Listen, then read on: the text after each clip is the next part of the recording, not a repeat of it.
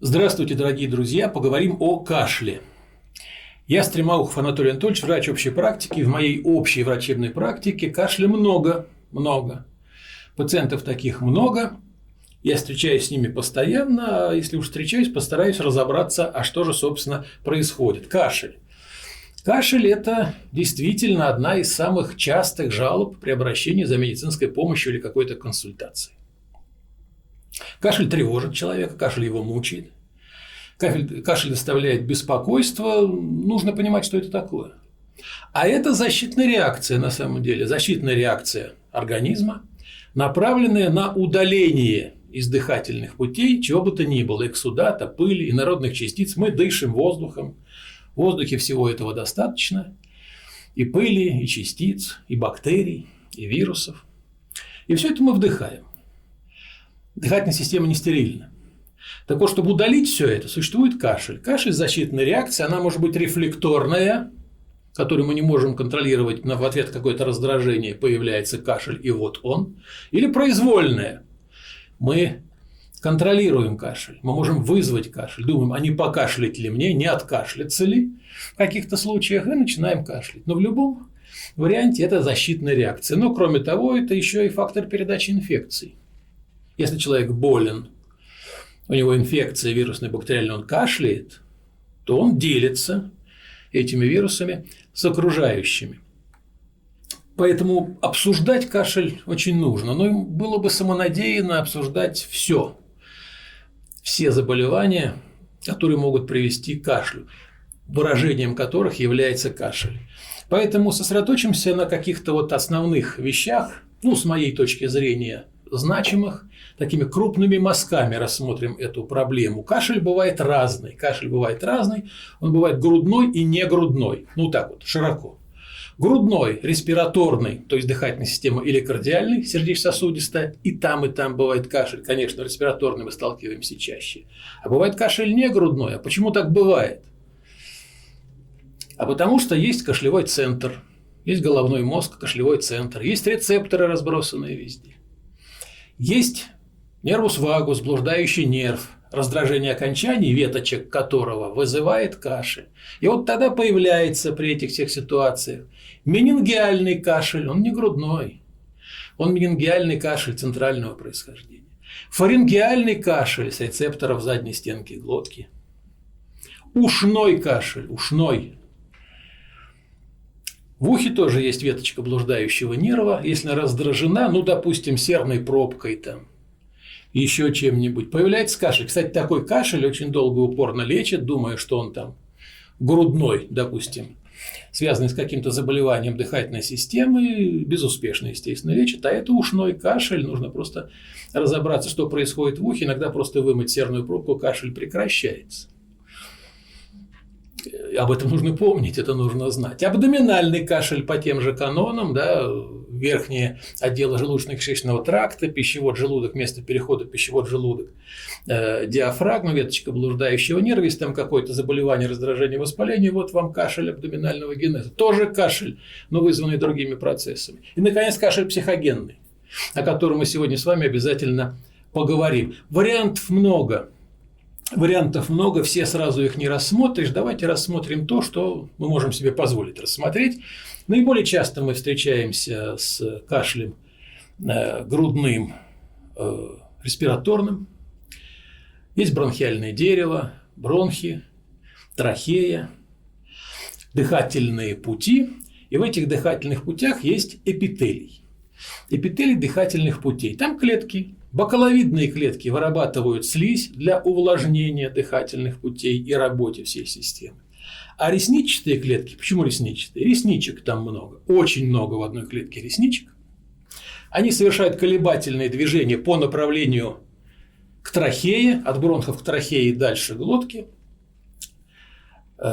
И вместе со слизью совершают колебательные движения с той слизью, которая находится на их поверхности. Собственно, они это и удаляют, способствуют удалению этой слизи. Колеблются они быстро, 230-260 колебательных движений в минуту. Замах, удар, вот так вот они работают.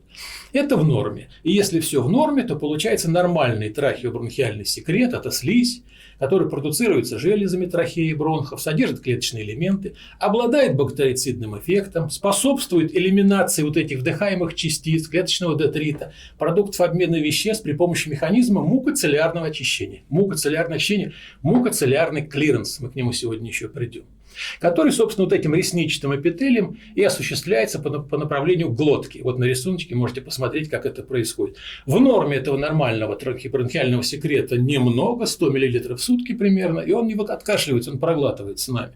Он образуется, делает свое дело, удаляется, и мы, собственно, сглатываем вместе с слюной. Это в норме. А если не в норме, то это уже называется не трахеобронхиальный секрет, это называется мокрота. И вот там, где появляется мокрота, там появляемся мы, медики, и стараемся помочь человеку. Патологический трахеобронхиальный секрет называется мокрота. И мокроты может быть разное количество. Ее может быть мало, всего несколько миллилитров. Ее может быть очень много, до 1,5 литра в сутки полным ртом мокрота может идти. И чтобы это было, вот чтобы была мокрота, нужно, чтобы было воспаление и вязкая слизь. Собственно, вот меняет свои свойства этот секрет, появляется мокрота, и мы, собственно, вот и ориентируемся на эту мокроту, когда ставим диагноз того или иного заболевания. Потому что мокрота может быть разной, очень разной. Ну, во-первых, много-мало и разная по цвету, структуре и так далее.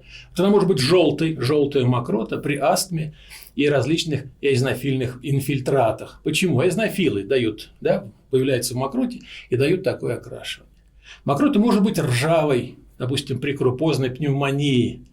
Когда там распадаются эритроциты, высвобождается гематин, он дает окраску мокроты.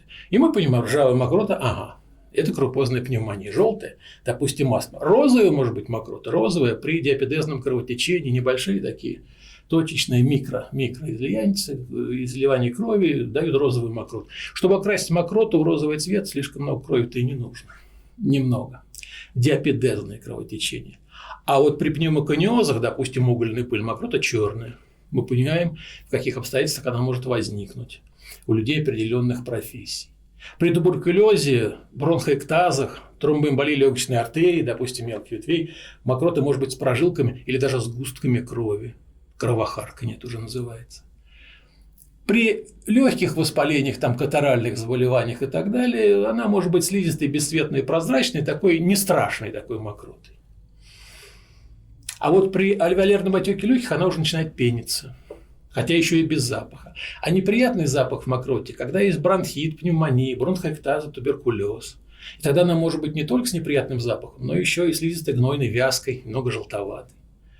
А вот когда зловонный запах, зеленая или желтая мокрота, это уже нагноительные процессы в легочной ткани, абсцесс, гнойный бронхит, гангрена легкого. Но это уже такие серьезные заболевания, которые к нам в амбулаторную практику и к вам в аптечную практику, вероятно, не придут. Но тем не менее, вот мокрота имеет столько много характеристик, что даже по этим характеристикам можно уже поставить предварительный диагноз и, соответственно, назначать лечение. Или, по крайней мере, вырабатывать ту тактику работы с пациентом, которая необходима. И мы всегда ориентируемся на вязкость мокроты. А вязкость определяется соотношением двух фаз. Гель и золь. Наружный слой мокроты – гель, внутренний слой – золь. Запомним слова гель и золь, мы к ним еще вернемся, когда будем говорить о нарушении мукоцеллярного клиренса. И вот по наличию и отсутствию мокроты мы всегда выделяем, а какой, собственно, кашель. Сухой кашель – нет мокроты. Непродуктивный кашель. И влажный кашель, продуктивный, есть мокрота. И это очень важное деление, потому что подходы к лечению этих видов кашля диаметрально противоположны. Мы об этом с вами обязательно поговорим. А что же является основными причинами кашля сухого? Но это в первую очередь вирусная инфекция дыхательных путей, ОРВИ на первом месте, как причина сухого кашля, сухого. Ну и вдыхание раздражающих веществ, дым, пыль, табачный дым. Коклюш, пожалуйста, у детей, да. У пожилых левожелудочковая недостаточность часто, да. Сердечно-сосудистые заболевания, которые вот дают левожелудочковую недостаточность, пожалуйста, кашель. Кашель какой? Сухой. Туберкулез легких в начале сухой. Интерстициальные заболевания легкого, альвеолит фиброзирующий, пневмокониоз, саркоидоз тоже может проявляться сухим кашлем. При раке легкого сухой кашель. При плеврите не только сухой, да, не только кашель, не только сухой, но еще и болезненность грудной клетки. В легких болевых рецепторов нет, все болевые рецепторы в плевре. И вот если затронута плевра, допустим, воспалительным процессом, инфекционным каким-нибудь, плеврит развивается, то тут и кашель, тут и боль. И инородное тело в дыхательных путях тоже может вызвать сухой кашель, но если это инородное тело недавно туда попало, пока что раздражает дыхательные пути, вот вам кашель. Ну, у детей часто такое бывает. Основные причины влажного кашля, немного, почти те же, но немного другие. Это хронический бронхит и хроническая обструктивная болезнь легких. Вот вам влажный кашель, потому что и то, и другое идет с мокротой. Бронхиальная астма. А приступ бронхиальной астмы обязан закончиться выделением мокроты. Выделение мокроты при бронхиальной астме – это вот признак окончания приступа. Это значит успешно лечь. При пневмонии, бронхоэктазах о них поговорим. И при тех же самых туберкулезе легких и раке легкого. Когда процесс уже зашел далеко, вот тогда может быть уже и влажный кашель, выделение даже с кровохарканьем. Абсцесс легкого и то же самое инородное тело, если оно там длительно находится. Оно уже там есть, оно вызвало воспаление. В ответ на это воспаление секреция слизи, появление воспалительного вот этого эксудата мокроты, и вот вам, пожалуйста, влажный кашель. То есть вот причин-то много для появления и того, и другого кашля. Но, как правило, чаще бывает то, что чаще бывает, а чаще бывает острая респираторная вирусная инфекция, ОРВИ, со всеми их подробностями. Риносинусит. При ОРВИ стекание слизи из полости носа по задней стенке глотки провоцирует кашель. Ларингит, само собой разумеется, острый бронхит, естественно, курение – самые частые причины, с которыми нам приходится сталкиваться. Если мы говорим не о кратковременном кашле, недавно возникшем, и вот он только есть, а длительном кашле, который уже беспокоит пациента довольно давно, это хронический бронхит. Вообще при хроническом бронхите длительность кашля – это диагностический критерий. Мы можем ставить диагноз хронического бронхита только тогда, когда кашель не меньше 3 месяцев в году. Согласитесь, это много. Не подряд, допустим, да, но 3 месяца в год суммарно человек кашляет. Хронический бронхит. У курильщиков часто бывает. И лекарственные препараты, провоцирующие кашель. Это всем известные ингибиторы АПФ. Это побочный эффект этих замечательных препаратов, но вот, к сожалению, бывает у некоторых пациентов и так. И тогда мы вынуждены заменять этот препарат на препараты аналогичные, но не обладающие такими свойствами, как вот вызывать кашель или покашливание такое. Это, кстати, порошки для ингаляции тоже. Вот. Есть некоторые средства, порошки для ингаляции при астме той же самой, которые сами по себе могут вызвать кашель. Не потому, что заболевание, да.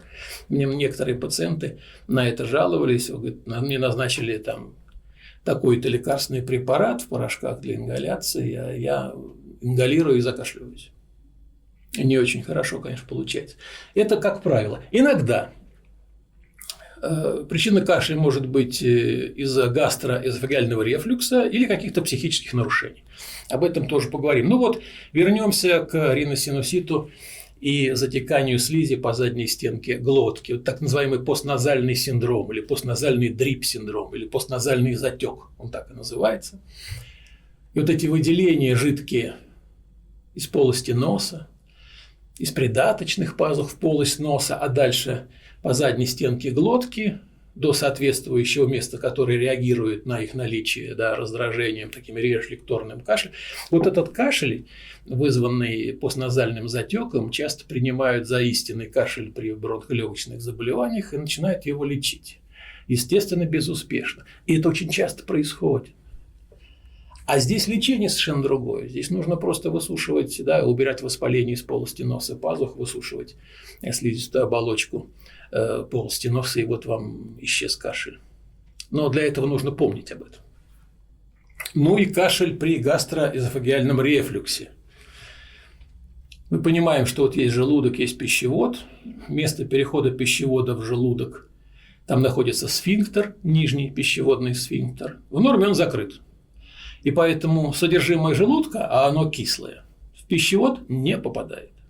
Если сфинктер открыт, при некоторых заболеваниях, состояниях, которых, кстати, не так уж и мало, то тогда кислое содержимое желудка попадает в пищевод, а его там быть не должно. Пищевод не приспособлен к кислому содержимому. Желудок кислоту выдерживает, пищевод его оболочкой не выдерживает. И вот тогда начинается воспалить. И чем выраженнее вот этот вот заброс, тем более вероятен вообще внепищеводное, да, проявление болезни, тем более вероятен кашель.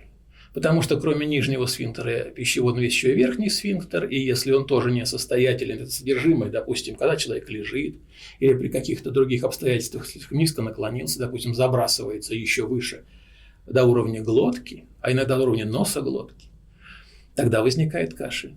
Кстати, и отиты тогда могут возникать, потому что там, да, выходные отделы евстахиевых труб могут поражаться той же самой кислотой и вызывать соответствующую симптоматику. То есть высокий гастроэзофагальный рефлюкс тоже провоцирует кашель, и об этом нужно помнить. Причин для провокации кашля много. И надо понимать, что не весь кашель легочный или бронхолегочный. Есть другие причины. Поэтому прежде чем назначать что-то или рекомендовать что-то человеку, нужно просто разобраться, что это. А разобраться можно даже по характерным особенностям этого кашля. И характерные особенности кашля позволяют выяснить его причину, ну хотя бы приблизительно. Ну давайте об этом поговорим, это, так сказать, да, разовьет наши с вами клинические навыки. Ну, во-первых, такая характеристика, как звучность и интенсивность кашля. Громкий звучный кашель – это в основном трахеит и бронхит. Ну и какое-то сдавление трахеи. Громкий звучный кашель. Ищем поражение трахеи и крупных бронхов. Грубый лающий кашель, поражение гортани. Там, где вот этот кашель, напоминающий лай, да, собаки, это поражение гортани. Ларингит, круп, допустим. Кашель беззвучный, слабый, но кашель, да. Вот такой вот долгий, мучающий больного, вот такой безвольно-беззвучный, слабенький кашель, рак легкого. Почему? Потому что поражение возвратного гортанного нерва. Опухолью или там метастазом опухоли. При раке легкого такое часто бывает. Приступообразный кашель с репризами, длинными глубокими вздохами, называется реприза, это коклюш. Ну и болезненность бывает при кашле трахеального происхождения. То есть вот такие характеристики кашля наводят нас на диагноз, а соответственно на лечение.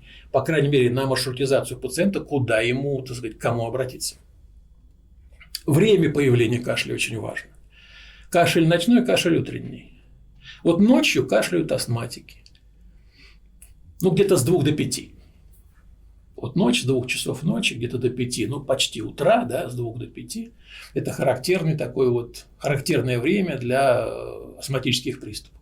Астматики кашляют, потому что кашель – это эквивалент бронхоспазма. То есть, вот бронхоспазм может проявиться там свистящим дыханием, удушьем, одышкой, а может проявиться кашлем. Кашель – эквивалент бронхоспазма. Поэтому, когда есть кашель, можно предположить, что это, так сказать, да, и бронхиальная астма. Ночью риносинусит дает о себе знать. Опять-таки, человек лежит, затекание по задней стенке глотки облегчается, да, из носовой полости. Вот вам кашель. Хронический бронхит кашляет ночью, ну и коклюш тоже. А утром кашляют бронхоэктазы и гастроэзофагальный рефлюкс, ну, допустим. Почему? Потому что появляются факторы, провоцирующие кашель, а это изменение положения тела. Вот при бронхоэктазах, вот здесь на рисунке они изображены, они бывают разные. Там накапливается мокрота, слизистая, гнойная в основном. Гнойная такая воспалительная субстанция неприятная. Вот она накапливается, лежит, человек просыпается, изменяет положение тела, привстает, встает, она перемещается в другие отделы бронхиального дерева, раздражая их, вызывает кашель. Вообще, чтобы ликвидировать, да, эвакуировать мокроту из бронхоэктазов, существует такой способ, называется постуральный дренаж. Изменение положения тела способствует выходу мокроты из этих мешочатых образований, бронхоэктазов и, собственно, эвакуации ее с помощью кашлевого рефлекса. Ну и при абсцессах легкого такое бывает. Прием пищи провоцирует кашель, да, это уже при заболеваниях верхних отделов желудочно-кишечного тракта, при грыже пищеводного отверстия диафрагмы, пожалуйста, вот, да, прием пищи, выскочила грыжа, появился кашель. При дивертикулах пищевода прием пищи наполнился, дивертикул нужно эвакуировать, вызвал кашель. Ну и редко, но бывает при пищеводно-трахеальных свищах, когда между пищеводом трахеей был какой-то воспалительный процесс или травма, образовался такой свищ. Прием пищи, поступление пищи в пищевод, часть ее может проникнуть в трахею. Как только трахея достигла, эпителий слизистой трахеи реагирует, начинается кашель. Факторы, провоцирующие кашель. Какой фактор провоцирует, можно предположить, а из-за чего возник кашель. Ну и сопутствующие симптомы кашлю. Если кашлю сопутствует свистящее дыхание, мы говорили, да, кашель, кроме бронхоспазма, это бронхиальная астма. А если еще и одышка, то это и астма, и хроническая обструктивная болезнь легких, и левожелудочковая недостаточность. Вот картинка, которую вы видите, это пациентка с бронхиальной астмой, с тяжелым приступом. Она не может лежать, она сидит. Приступ тяжелый, но она сидит, потому что она ляжет, ей будет еще хуже дышать. Она сидит, уперевшись руками в бедра, фиксируя тем самым плечевой пояс, позволяя дополнительной дыхательной мускулатуре помочь ей дышать. Главные дыхательные мышцы диафрагма, межреберные включаются, помочь дышать. И вот этот кашель, который у нее приступ бронхиальной астмы, это кашель, свистящее дыхание, одышка. Вот вам такой пример и характерный вид человека с этим состоянием. Отдельного внимания заслуживают еще, так сказать, две категории наших с вами пациентов. Это дети и подростки и пожилые люди. Вот дети и подростки, кашель у детей и подростков. Грудные дети кашляют, наиболее часто из-за аспирации молока. При кормлении, таком несколько торопливом таком кормлении, мало ли что происходит, но такое бывает, кормление в непривычных иногда местах, или голодный ребеночек начинает аспирировать молоко, кашляет. Очень часто. Дети младшего возраста, это груднички, дети младшего возраста познают этот мир, все тянут в рот, и очень часто, помимо крупа, очень часто инородное тело в дыхательных путях, мелкие игрушечки из разных частей игрушек, с которыми они контактируют. Вот есть некоторые очень популярные такие вещи, состоящие из мелких таких компонентов, конструкторы всякие там и так далее.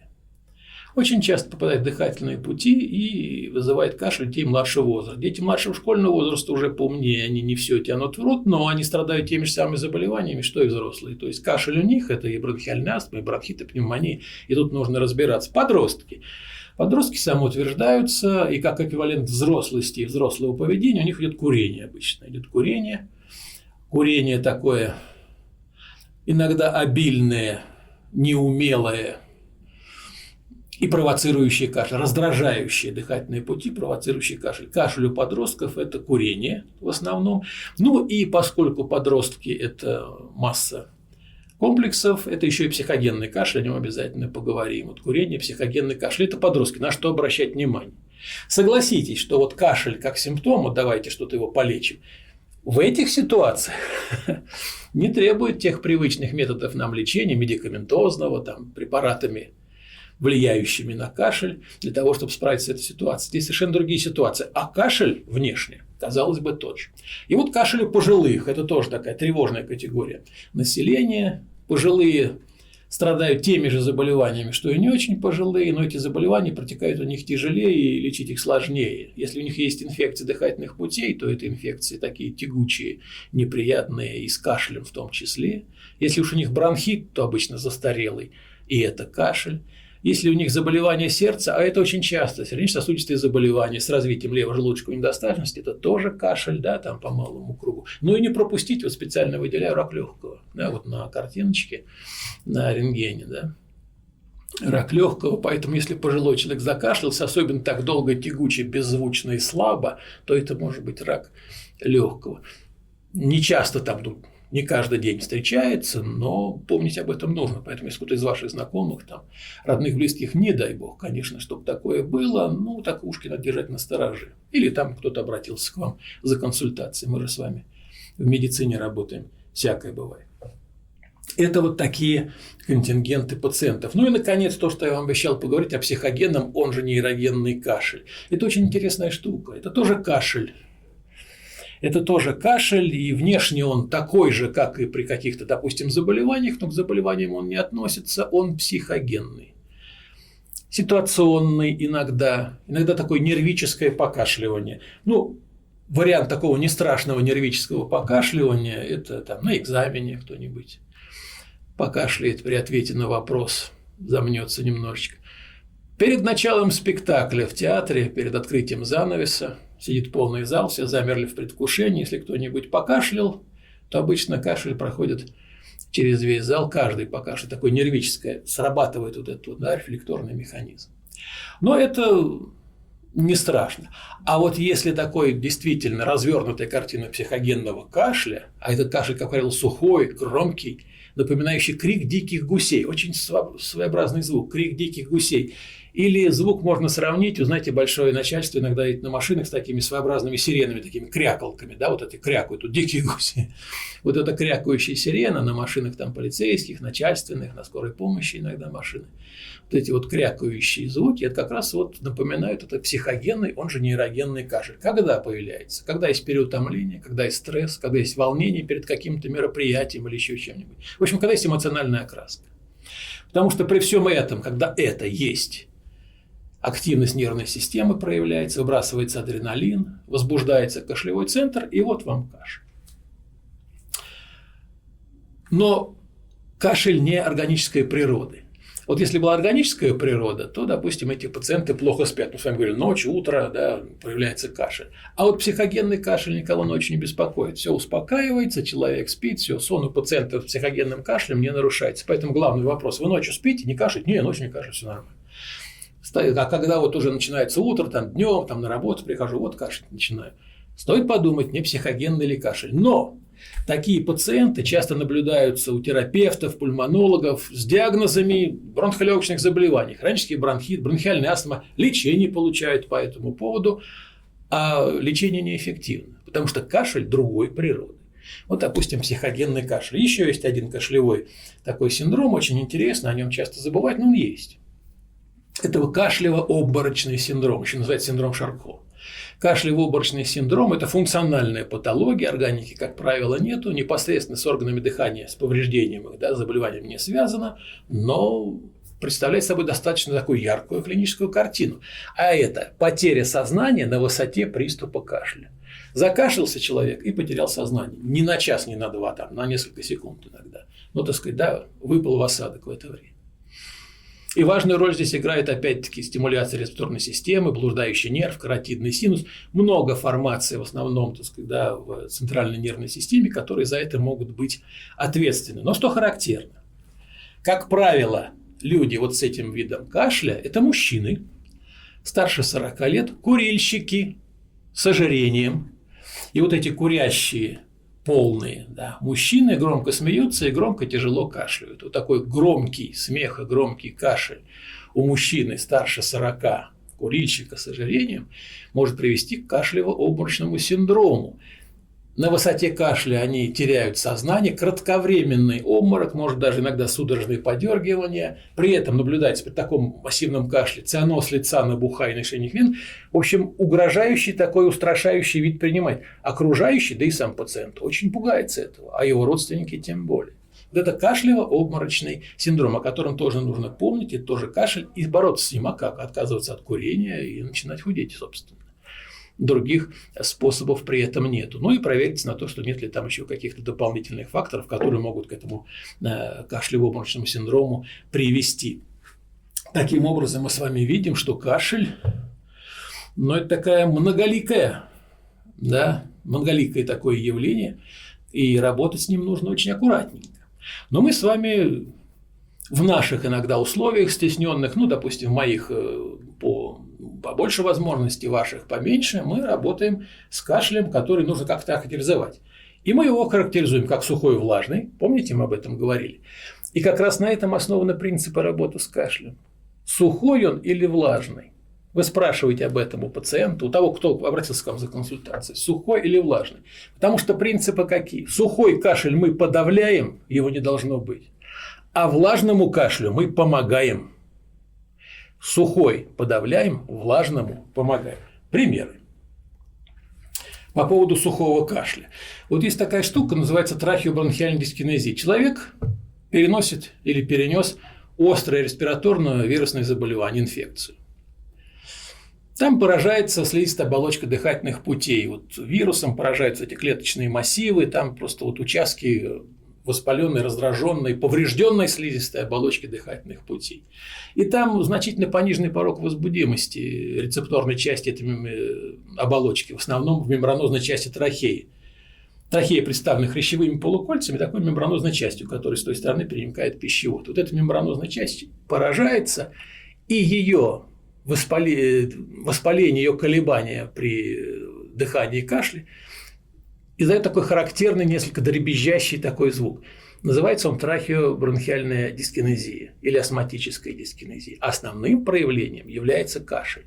И человек, только что перенесший ОРВИ, вроде все нормально, ничего больше из носа не течет, горло не болит, там уши не болят, температура нормальная, а кашель есть. И вот он приходит к врачу, к вам приходит, говорит: я вот вроде переболел, а вот кашель остался, дайте мне что-нибудь такое, чтобы я вот как откашлялся как следует. И потом, значит, об этом забыл.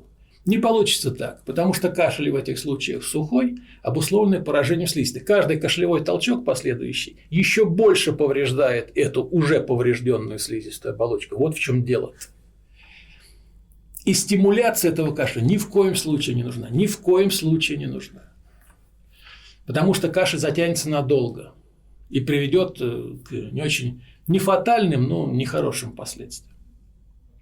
А самым частым, и вот я тут подчеркиваю, посмотрите, да, самым частым и ошибочным решением является рекомендация назначения таким пациентам отхаркивающих препаратов вместо противокашлевых. Вот этот кашель нужно подавлять. Как? Да по-разному можно подавлять этот кашель. Вот при сухом кашле глоточного или трахеального происхождения даже дыхательные упражнения на подавление кашлевого позыва уже очень хороши. Короткий вдох, задержка дыхания 8-10 секунд с легким натуживанием таким. И так несколько раз повторяется до исчезновения позыва. И вот уже без медикаментов этот позыв подавили. И вы даете возможность слизистой, хотя бы восстановиться. Не раскашливаете ее еще раз. Ну, а если это не получается, или получается не всегда, а это нужно использовать, то противокашлевые средства в режиме постоянного использования, вот бутумират, допустим, да, бутумират в виде капель для детей, в виде сиропа для детей взрослых, в разных дозировках, там мерные колпачки, пожалуйста, употребляйте для того, чтобы этот кашель подавить. Вот сухой кашель нужно подавлять. Влажный кашель.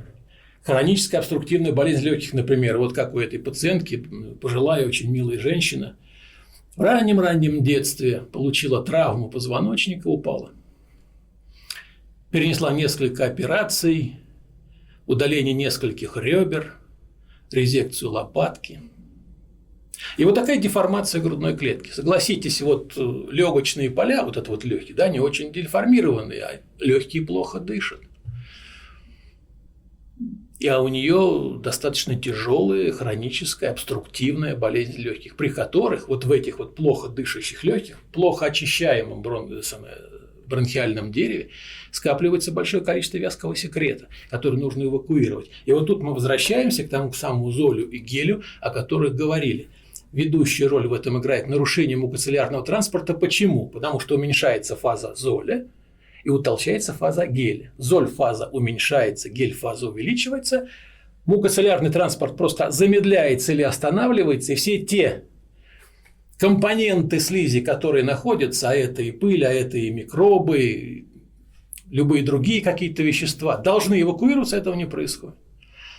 Подключаются медиаторы воспаления, вот вам выраженное воспаление в бронхиальном дереве, вот вам бронхит, и вот вам хроническая обструктивная болезнь легких. Удалять надо. А почему золь и гель влияют так на это обстоятельство? Потому что золь – это секрет желез, трансудат, межклеточная жидкость, напоминает по вязкости плазму и содержит массу биологически активных веществ, которые там нужны. Но именно в этом слое золи реснички мерцательного эпителия совершают свои колебательные движения. Замах, удар, замах, удар, замах, удар. Очень часто. Вот он продвигает это все.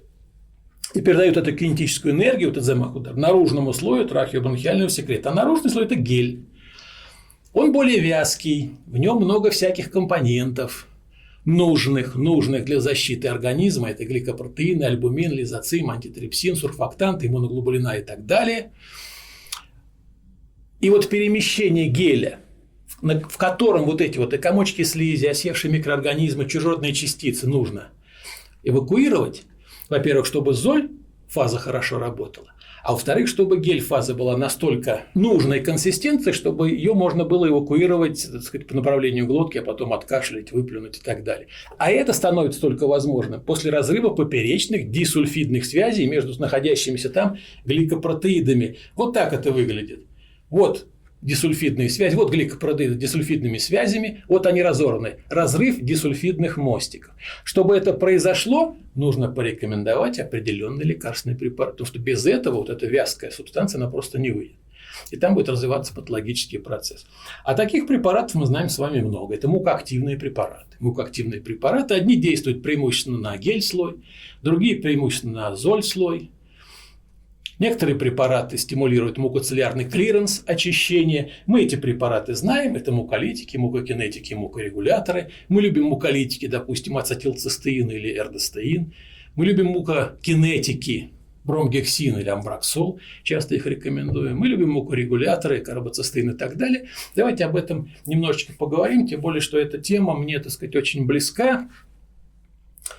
Потому что лет 30, а то и больше назад, это вот начало 90-х, непростые годы, но, тем не менее, в нашу страну стали поступать препараты такого вот разнообразные лекарственные вещества, в том числе и препараты вот этой группы, и мне приходилось тогда еще молодому доктору заниматься клинической апробацией этих препаратов перед тем, как они будут зарегистрированы у нас и, так сказать, доступны в аптечной сети. Я этим много занимался, поэтому я эти препараты люблю использовать, когда это нужно. Ну и хочу поделиться с вами некоторыми наблюдениями по этому поводу. Там амбраксол. Амбраксол – замечательный препарат, способствует нормализации функций секреторных клеток и мерцательного эпителия слизистой бронхи. Восстанавливает эффективный уровень мукоцеллярного транспорта, способствует выделению мокроты. Назначаем его и ждем от него положительного эффекта. Так, собственно, и происходит. Бромгексин. Бромгексин препарат тоже хороший, он принимается внутрь, и из бромгексина образуется амбраксол. Да? А амбраксол делает то же самое, уменьшает вязкость секрета бронхиальных желез, восстанавливает мукоцеллярный клиренс, стимулирует синтез эндогенного сурфактанта, способствует очищению дыхательных путей. Учитывая то, что, сказать, бромгексин как бы предшественник амбраксол, бромгексин препарат очень хороший, но амбраксол можно назначать в дозировках и кратности, которые вот, рекомендуются инструкцией препарата. А бромгексин лучше сразу назначать с максимально разрешенных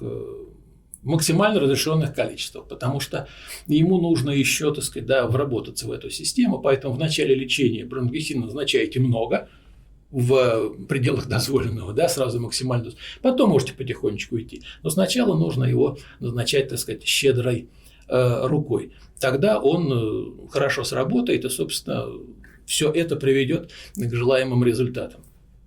Карбоцистеин. Карбоцистеин снижает вязкость бронхиального секрета и отделяемость придаточных пазух носа, кстати, тоже для того, чтобы ликвидировать это. Там облегчает отхождение мокроты и слизи, уменьшает кашель, замечательный препарат, регенерирует слизистую оболочку, нормализует структуру и деятельность ресничного эпителия, что, собственно, нам от него и нужно, и восстанавливает защитные свойства слизистой. Любимый нами, ну, мной, по крайней мере, ацетилцистеин, очень много с ним работал. Что хочу о нем сказать? Вот именно этот препараты вот ему подобные, как раз разрывают те самые дисульфидные связи, рвут вот эти дисульфидные мостики, облегчая, да, восстанавливая вот нормальную текучесть вот этой слизи, облегчая отхождение мокроты, уменьшает вязкость слизи. Чем он хорош еще? Я вот в своей жизни много занимался свободно-радикальными процессами, и там и в кандидатской, и в докторской, еще. Действительно, при любом повреждении, воспалении, вот это окислительный стресс, активация, да, выход свободных радикалов с повреждением клеток, клеточных структур и так далее. То есть это мощное, так сказать, явление. Так вот, ацетилцистеин, помимо всего прочего, еще и защищает клетки от повреждающего действия свободных радикалов. Почему? Он проникает внутрь клетки, через ряд превращений он становится глютатионом.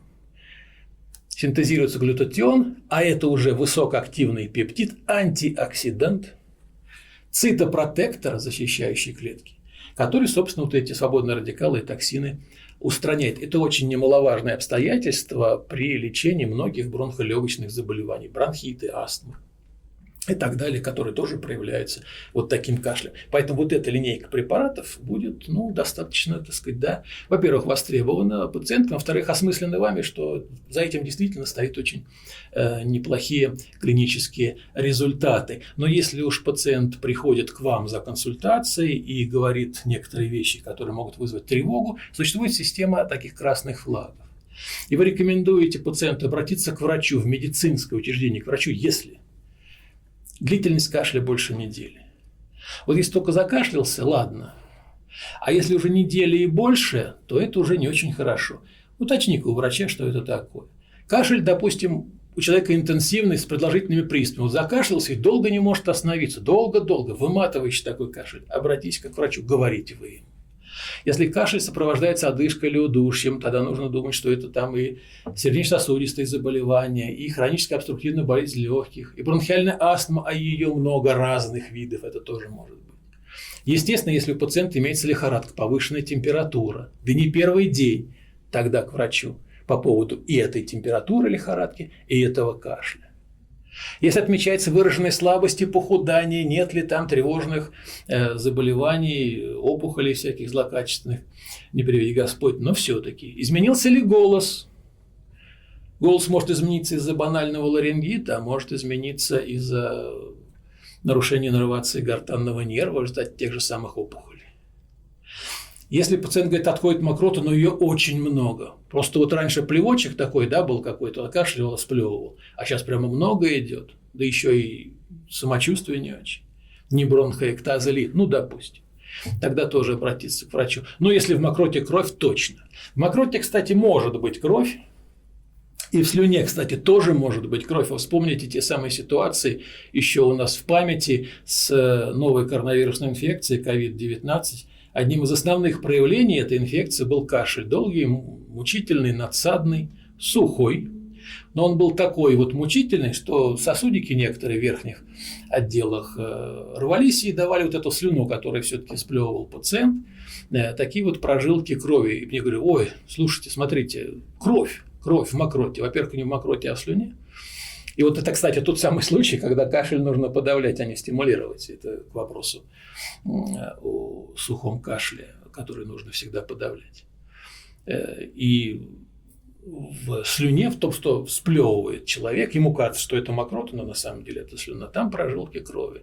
Очень много таких пациентов было у меня, и я успокаивал пациента, во-первых, что это надо подавить кашель, вылечить основное заболевание, естественно, подавить кашель, и это все пройдет. Но вы в ваших условиях должны все-таки рекомендовать обратиться к врачу, не если в кровь выделяется, то уже, так сказать, да, это уже выходит из зоны вашей ответственности, и нужно обратиться к медицинскому работнику. Подводя итог, кашля много, кашель разный. Кашель зависит от того, в результате чего он возник, и лечение кашля от этого же зависит. В любом случае, лечение кашля – это не лечение симптома, это лечение заболевания, которое вызвало кашель. А лечение заболеваний может достигаться разными путями. И мы с вами перечислили много разных заболеваний, каждому из которых нужно подходить индивидуально. На чем мы сделали акцент? На сухом и влажном кашле. Сухой подавляем, влажного помогаем. Сказали, как можно подавить, сказали, как можно помочь. Если сегодняшняя наша беседа будет вам полезна, я буду очень рад, уважаемые коллеги. Спасибо, до новых встреч.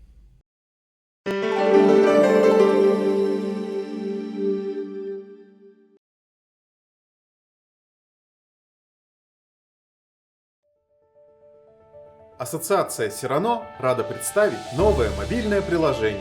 Все возможности образовательного портала теперь в новом формате на экране вашего телефона.